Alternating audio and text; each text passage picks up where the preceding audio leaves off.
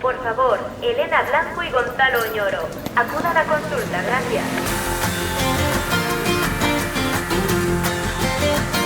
Aquí comienza Sin Cita Previa, con dos pediatras en casa, un podcast de Aveslas.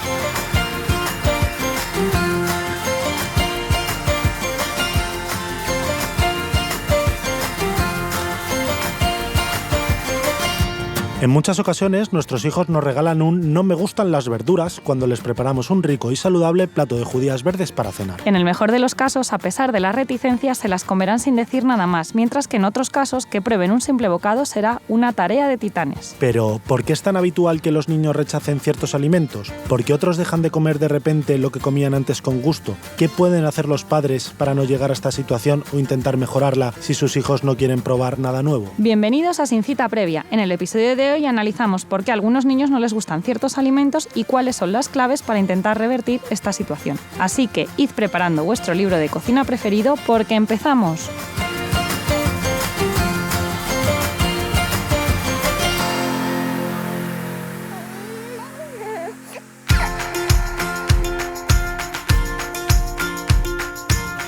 Bienvenidos a un nuevo episodio de Sin Cita Previa. Ya estamos aquí Elena y Gonzalo, dos pediatras en casa, una semana más. ¿Qué tal, Elena? Pues muy bien, ahora vamos a hablar hoy de este tema que yo creo que ya solo el título atrae mucho, porque a mi hijo no le gustan las verduras y otra serie de cosas que vamos a explicar. Claro, porque en este podcast ya hemos hablado mucho, bueno, pues hemos tenido varios episodios de alimentación, que si la alimentación complementaria, Betty Lewin hace unas semanas, pero no todo es coser y cantar, porque parece muy fácil contarlo, pero luego te encuentras situaciones como lo que estás diciendo, ¿no? Niños que no comen en absoluto o que se niegan a probar alimentos nuevos. Claro, porque esto forma parte de los dos grandes preocupaciones de los padres de niños sanos, ¿no? Si hablamos de niños que no tienen otra enfermedad, que es el no me come y el no me duerme. Efectivamente. Yo, la verdad es que, como padres tenemos la suerte de que nuestros hijos duermen aceptablemente bien y comen bastante bien, pero como pediatras lo vemos muy habitualmente. Y yo la verdad es que no sabría decirte, si tuviera que elegir un niño no me come o un niño que no me duerme, ¿cuál elegiría? Porque la verdad es que los dos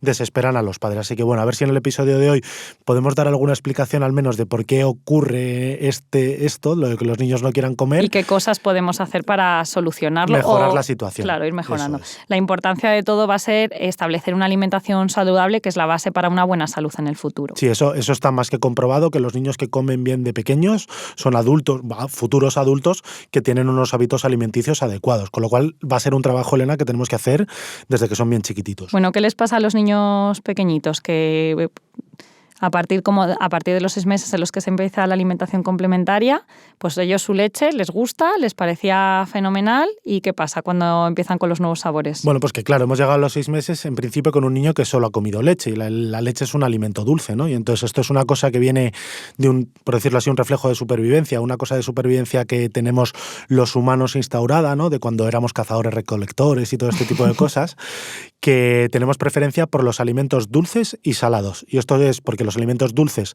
tienden a ser más nutritivos y los alimentos salados suelen ser los que nos dan también más macronutrientes, con lo que solemos rechazar los alimentos que son amargos, agrios y muchas veces ácidos, porque era lo que encontraban aquellos prehistóricos o en aquella época en la naturaleza. Identificamos como no saludable, tóxico, veneno, ¿no? Esas cosas. Si tú vas por el campo, ves una planta que no la conoces, te la metes en la boca y te sabe mal y no la vas a seguir comiendo, ¿no? Entonces, de manera ontogenética que decimos, tenemos una preferencia hacia los alimentos dulces. Claro, entonces esto hace, ¿no?, que muchos niños con las verduras y sobre todo con las frutas pues haya un rechazo inicial del bebé que por primera vez se expone a estos alimentos porque tienen sabores que no reconocen como familiares, ¿no? Y pueden producir un rechazo. Bueno, a los 6 meses, lo que estabas diciendo, alimentos nuevos, ¿no? Entonces hay que dar todos ese tipos de alimentos. Quizás los cereales, que como son hidratos de carbono, se los van a tomar más fácilmente, pero claro, las verduras luego nos gustarán de mayores.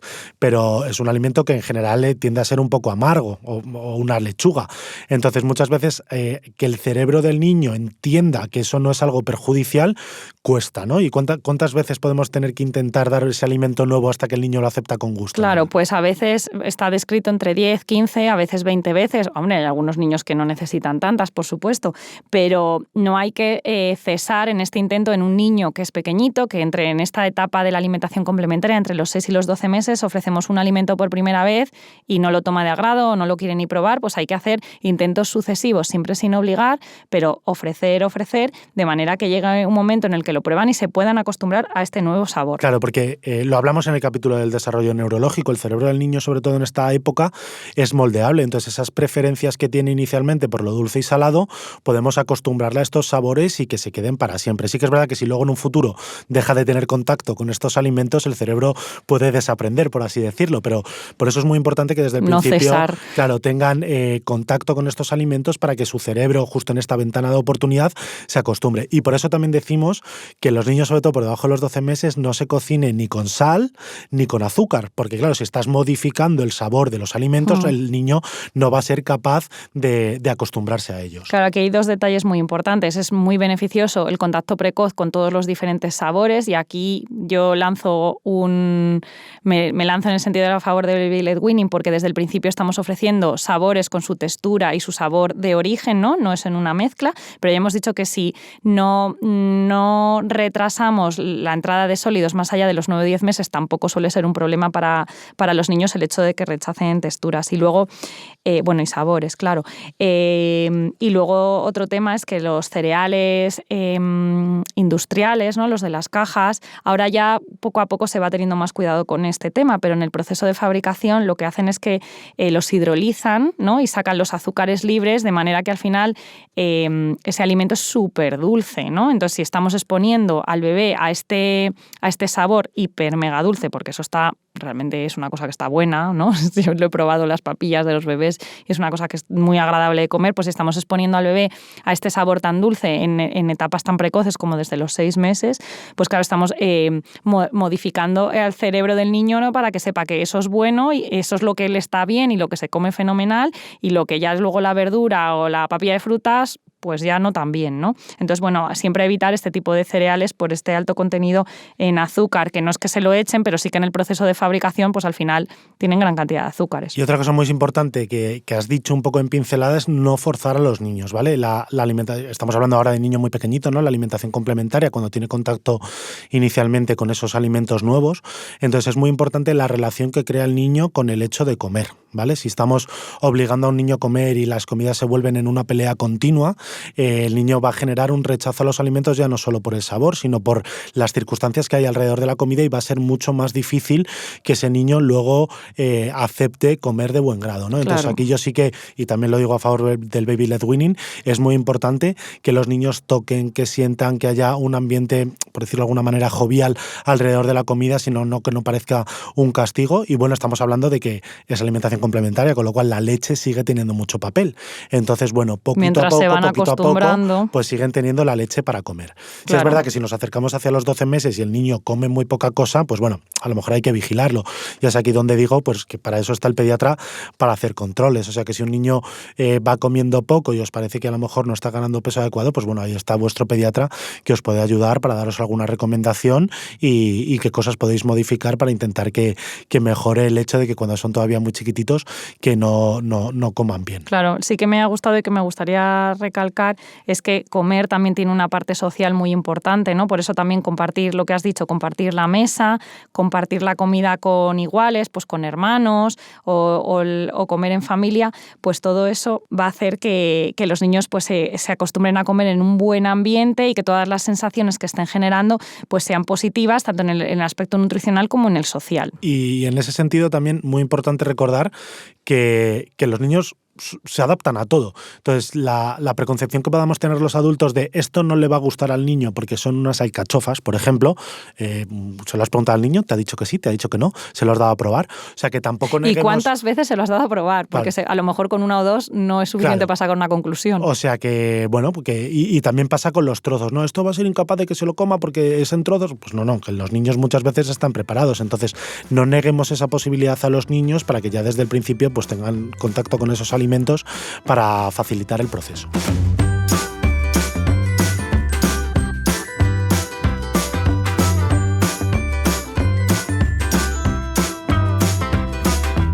Pediconsejo. Cuando un niño pequeño prueba un alimento nuevo, frases como «qué rico» o «seguro que está muy bueno» le ayudan a superar el rechazo inicial que suele experimentar. Así que no dudes en acompañar con frases positivas los avances de tu pequeño.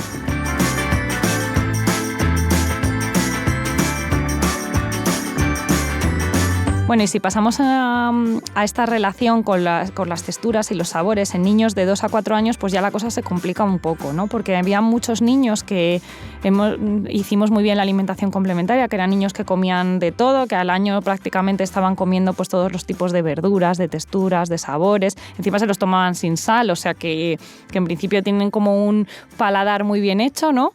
Y de repente llega la época hasta de los 18 meses, 24 meses y empiezan a rechazar de nuevo alimentos que previamente se tomaban sin ningún problema, y esto es un motivo de consulta muy habitual. Vale, una cosa que quiero decir que no hemos dicho antes, detrás de los niños que a lo mejor no comen frutas o verduras, ya tengan esta edad o sean más pequeños, normalmente no suele haber una enfermedad, es muy raro, ¿vale? Es una cosa que tiene que valorar el pediatra, pero normalmente suele ser una cosa conductual, que solemos decir, una cosa con la relación con los alimentos.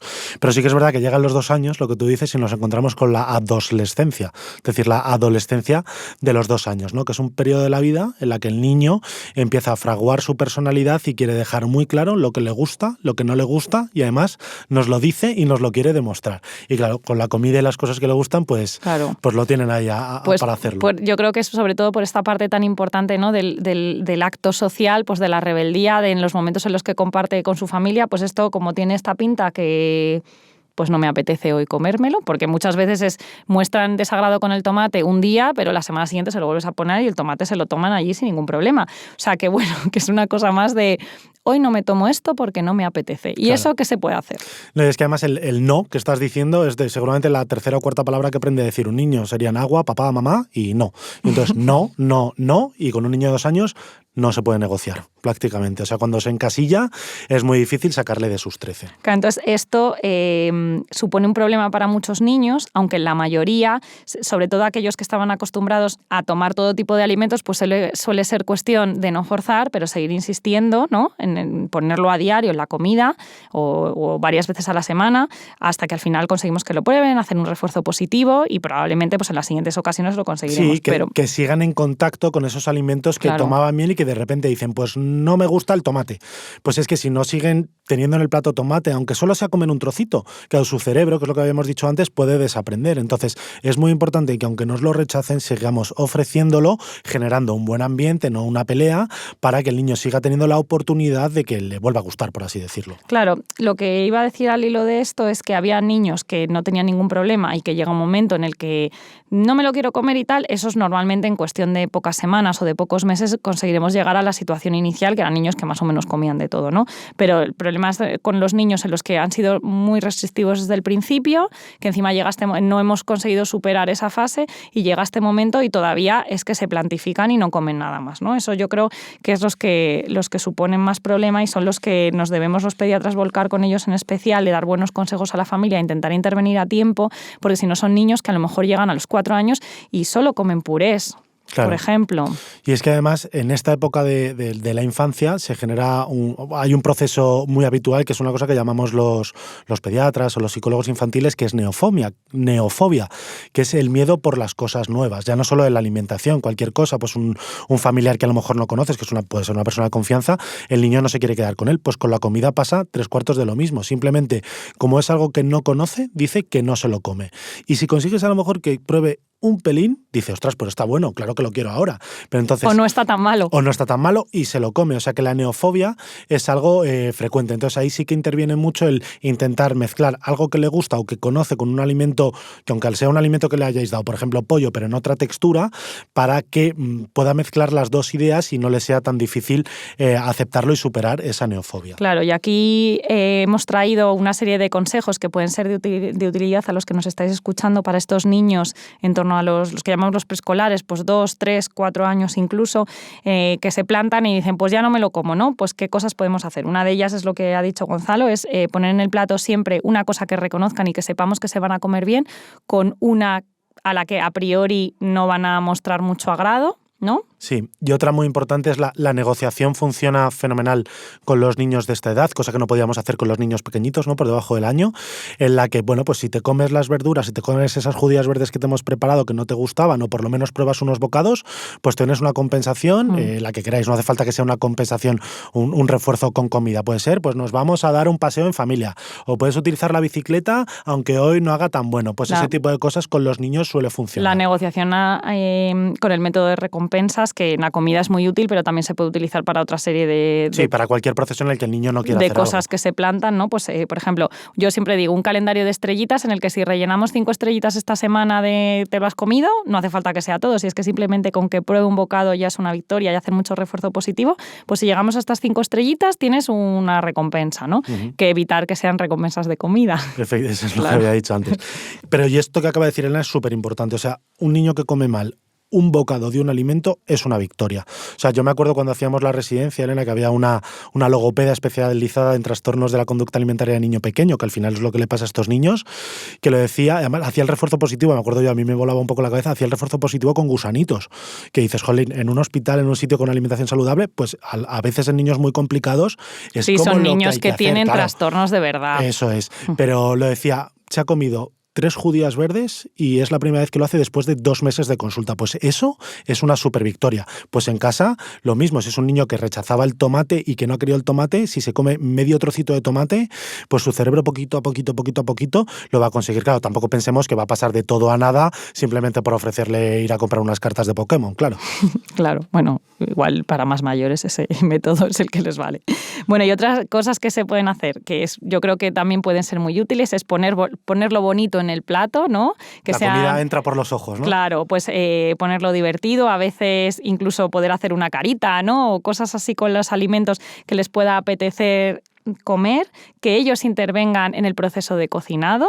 Si ellos saben que eso lo hemos hecho mezclando tomate, harina, me lo estoy inventando, y huevo, pues que ellos participen en ese proceso de cocinado y que vean que sean, por ejemplo, alimentos que ellos reconocen y que los han preparado y te acuerdas cómo lo hemos hecho y qué rico, ¿no? Y ser como muy positivos en este sentido, evitar siempre la confrontación, el enfado, porque todo el aspecto social va en ese sentido. Claro, lo que habíamos dicho de intentar crear un ambiente positivo alrededor de la comida. Yo seguramente prefiero un niño que a lo mejor va justito de percentiles porque no está comiendo mucho, pero es un niño que mantiene una buena relación con la comida, que lo come bien, que a lo mejor un niño que puede estar con un percentil mayor o menor, pero que realmente la comida es una pelea continua, ¿no? Porque eso sí que es salir de esa disruptiva es mucho más complicado.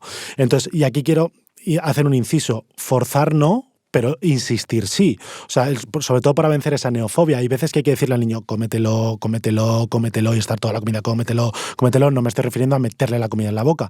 Pero si pruebas un poquito, venga un poco. Claro, y a veces simplemente con eso el niño hace el clic y con eso ya pues empieza a comer un poquito mejor, ¿vale? Luego, importante, o sea, no pretendamos que se coman nada que nosotros no nos íbamos a comer. O sea, hay que predicar con el ejemplo.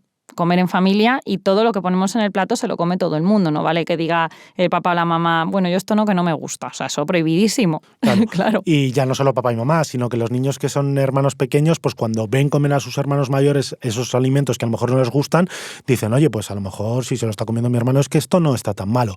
Y ahí también decir un poco el papel del comedor escolar, ¿no? Le pasa a muchos niños que a lo mejor en casa cuando ven a sus iguales comían comer mal y entran a la escuela infantil y empiezan y dicen, no, aquí come fenomenal, pero si en casa come fatal. Y muchas veces es por eso, porque ven a los de al lado y dicen, oye, pues si se lo comen otros y no están llorando, pues es que no, esto y además ellos bueno. también se sienten como parte del grupo. O sea, si comen como los demás, forman parte de ese grupo social. Entonces también en ese sentido hay algunos niños que es una pelea en casa comer y el comedor puede ser muy favorable en ese sentido. Y otra cosa que antes de cerrar ya casi este apartado es que la comida fría a los niños les suele gustar poco, con lo cual si habéis puesto un plato de comida a los niños y la comida se está eternizando, pues a lo mejor hay que volver a meterla al microondas otra vez para que vuelva a estar calentita y el gusto esté mejor, ¿vale?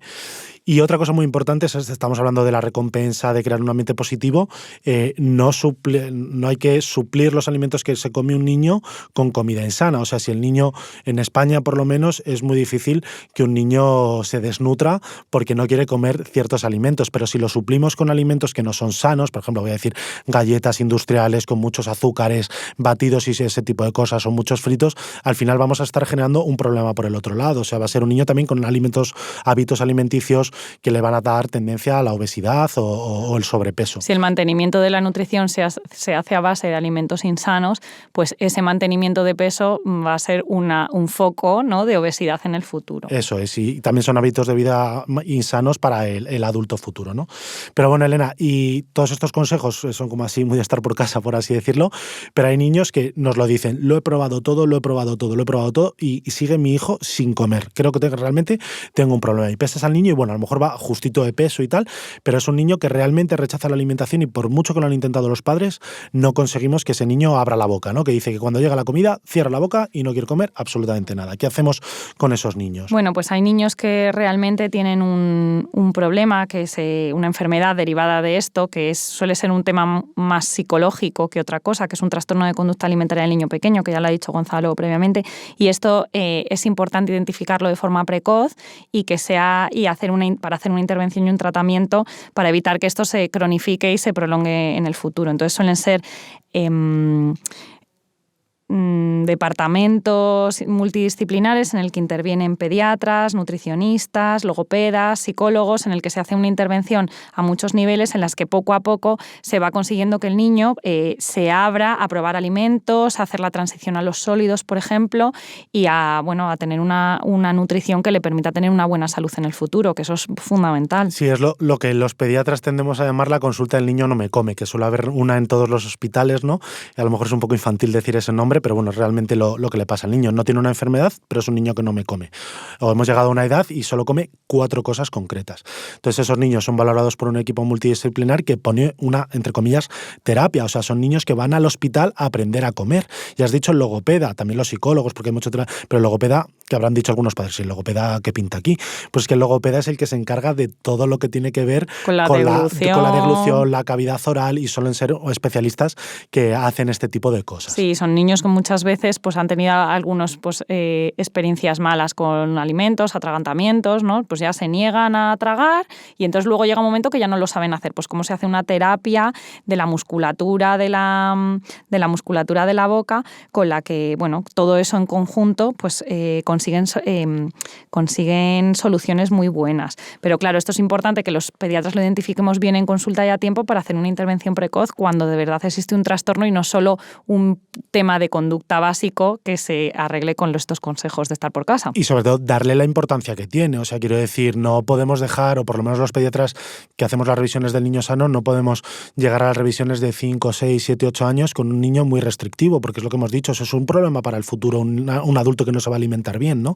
Entonces hay que intentar poner el problema. No vale decir, bueno, toda la vida ha habido niños que comen mal. Pues sí, pero tenemos que intentar poner la solución a ese problema y darle la importancia que tiene. No hay que culpabilizar a la familia, no es que los padres hayan hecho nada mal, y lo que hay que hacer es mirar hacia el futuro para intentar solucionar el problema de ese niño y de esa familia. La verdad es que es difícil dar un remedio que sirva para todos los casos, pero espero que con el episodio de hoy esas familias en las que tienen un niño que come poco o rechaza los alimentos a priori hayáis encontrado un poquito de luz. Pues si te parece, vamos ya con el resumen de lo que hemos hablado hasta ahora.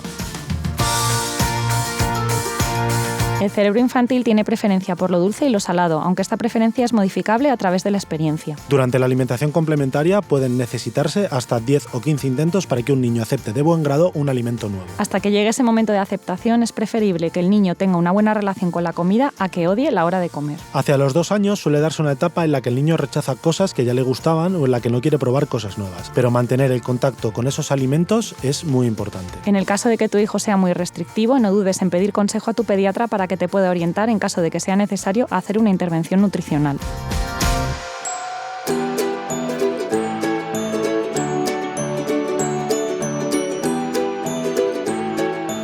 Y con esto nos despedimos hasta la semana que viene. Esperamos vuestros comentarios y valoraciones, tanto en redes sociales como en la plataforma para podcast en las que nos hayáis escuchado. Y no dudéis en compartir este episodio con quien creáis que le puede interesar. Y gracias a Deslas como promotor de este podcast y por poner los medios para que cada semana podamos compartir un ratito con vosotros. Nos escuchamos en 7 días. ¡Hasta pronto!